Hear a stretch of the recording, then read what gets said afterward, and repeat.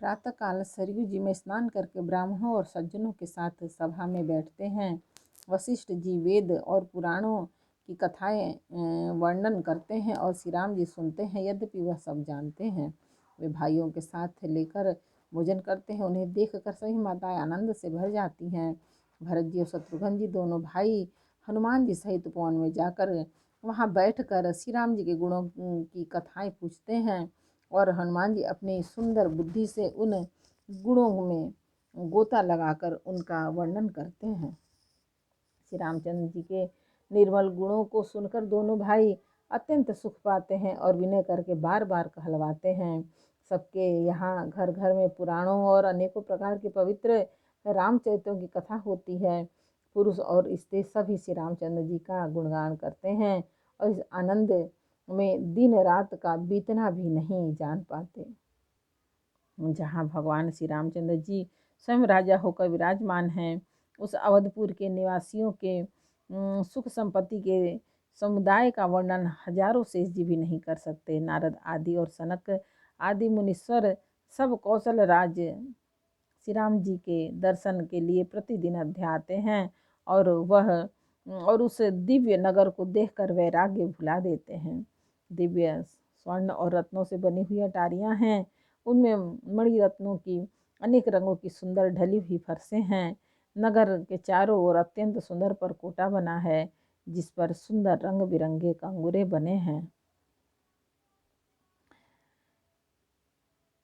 मानो नवग्रहों ने बड़ी भारी सेना बनाकर अमरावती को आकर घेर लिया हो। पृथ्वी सड़कों पर अनेकों रंगों के दिव्य कांचों रत्नों की गच्छ बनाई ढाली गई है।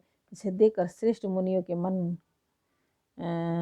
के भी मन नाच उठते हैं। उज्जवल महल ऊपर आकाश को चूम रहे हैं।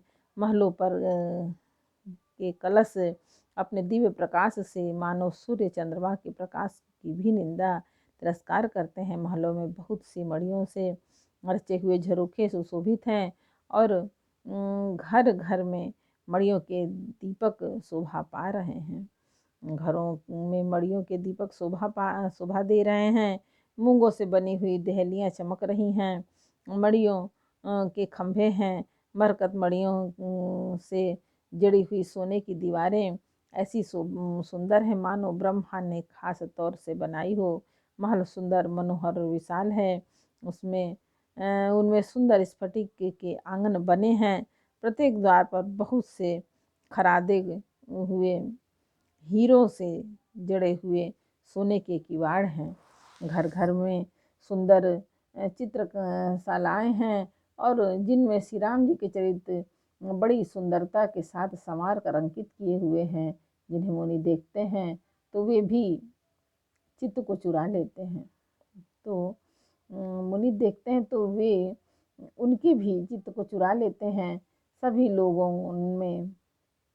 लोगों ने भिन्न भिन्न प्रकार के पुष्पों की वाटिकाएं यत्न करके लगा रखी है, जिनमें बहुत जातियों के सुंदर लताएं सदा बसंत की तरह फूलती रहती हैं।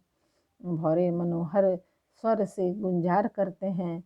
सदा तीनों प्रकार के सुंदर वायु बहती रहती है।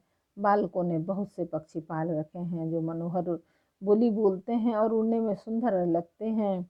मोर, हंस, सारस और कबूतर घरों के ऊपर बड़ी ही शोभा पाते हैं। वे पक्षी मड़ियों की दीवारों में और छत में जहाँ तहाँ अपनी परछाई देखकर वहाँ दूसरे पक्षी को समझकर बहुत प्रकार से मधुर बोली बोलते और नृत्य करते हैं। बालक तोता मैना को पढ़ाते हैं और कहो राम रघुपति जनपालक राजद्वार पर सब प्रकार से सुंदर है और राजद्वार सब प्रकार से सुंदर है। गलियां चौराहे और बाजार सभी सुंदर हैं। सुंदर बाजार है जो वर्णन करते नहीं बनता।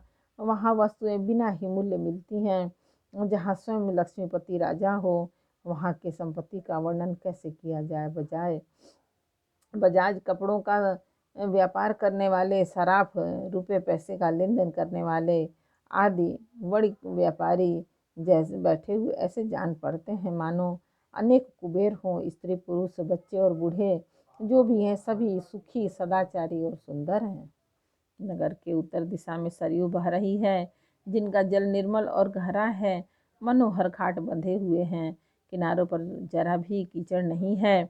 अगर कुछ दूरी पर वह सुंदर घाट है जहाँ घोड़े और अलग कुछ दूरी पर वह सुंदर घाट है जहाँ घोड़े और हाथियों के ठट्ट जल पिया करते हैं। पानी भरने के लिए बहुत से जनाने घाट हैं जो बड़े ही मनोहर हैं। वहाँ पुरुष स्नान नहीं करते। राजघाट सब प्रकार से सुंदर और श्रेष्ठ है, जहाँ चारों वर्णों के पुरुष स्नान करते हैं। सरयू के किनारे किनारे वह देवताओं के मंदिर हैं, जिनके चारों ओर सुंदर उपवन बगीचे हैं। नदी के किनारे कहीं कहीं विरक्त और ज्ञानपरायण मुनि और सन्यासी निवास करते हैं। सरयू जी के किनारे किनारे बहुत सुंदर तुलसी जी के झुंड बहुत से पेड़ मुनियों ने लगा रखे हैं। नगर की शोभा तो बहुत कही नहीं जाती। नगर के बाहर भी परम सुंदरता है। श्री अयोध्यापुरी के दर्शन करते ही सब पुण्य पाप भाग जाते हैं। वहाँ वन उपवन बावलियाँ और तालाब सुशोभित हैं। अनुपम बावलियाँ, तालाब और मनोहर तथा विशाल कुएं शोभा दे रहे हैं, जिनकी सुंदर रत्नों की सीढ़ियाँ और निर्मल जल देखकर देवता और मुनि तक मोहित हो जाते हैं। तालाबों में अनेक रंगों के कमल खिल रहे हैं, अनेकों पक्षी गूंज रहे हैं और भौरे गुंजार कर रहे हैं। परम रमणीय बगीचे कोयल आदि पक्षियों की सुंदर बोली से मानो राह चलने वालों को बुला रहे हैं। स्वयं लक्ष्मीपति भगवान जहाँ राजा हों, उस नगर का कहीं वर्णन किया जा सकता है। अणिमा आदि आठों सिद्धियाँ और समस्त सुख संपत्तियाँ अयोध्या में छा रही हैं। लोग जहाँ तहाँ श्री रघुनाथ जी के गुण गाते हैं और बैठकर एक दूसरे को यही सीख देते हैं, ये शरणागत का पालन करने वाले श्री राम जी को भजो, शोभाशील रूप और गुणों के धाम श्री रघुनाथ जी को भजो, कमल नयन और सांवले शरीर वाले को भजो। पलक जिस प्रकार नेत्रों की रक्षा करते हैं, उसी प्रकार अपने सेवकों की रक्षा करने वालों को भजो। सुंदर बाण, धनुष और तरकस धारण करने वाले को भजो। संत रूपी कमल वन के खिलाने के लिए सूर्य रूप रणधीर श्री राम जी को भजो। काल रूपी भगवान सर्प के भक्षण करने वाले श्री राम रूपी गरुण जी को भजो। निष्काम भाव से प्रणाम करते ही ममता का नाश करने वाले श्री राम जी को भजो। लोभ मोह रूपी हिरणों के समूह के नाश करने वाले श्री राम रूप किरात को भेजो और कामदेव रूपी हाथी के लिए सिंह रूपी तथा सेवकों को सुख देने वाले श्री राम जी को भजो। संयम और शोक रूपी घने अंधकार के नाश करने वाले श्री राम रूप सूर्य को भजो। राक्षस रूपी घने वन को जलाने वाले श्री राम रूप अग्नि को भजो।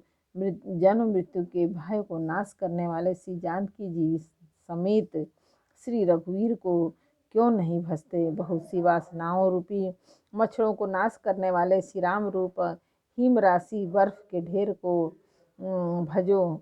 नित्य एक रस अजन्मा अविनाशी और श्री रघुनाथ जी को भजो। मुनियों को आनंद देने वाले, पृथ्वी का भार उतारने वाले और तुलसीदास के उदार दयालु स्वामी श्री राम जी को भजो। इस प्रकार नगर की स्त्री पुरुष श्री राम जी का गुणगान करते हैं और कृपा निधान श्री राम जी सदा सब पर अत्यंत प्रसन्न रहते हैं। एक बार बोलो रामायण मैया की जय। उत्तरकांड का 5 दोहा। समर्पयामि भगवान। जय श्री राम। जानकी पवन पुत्र हनुमान बजरंग बली। जय।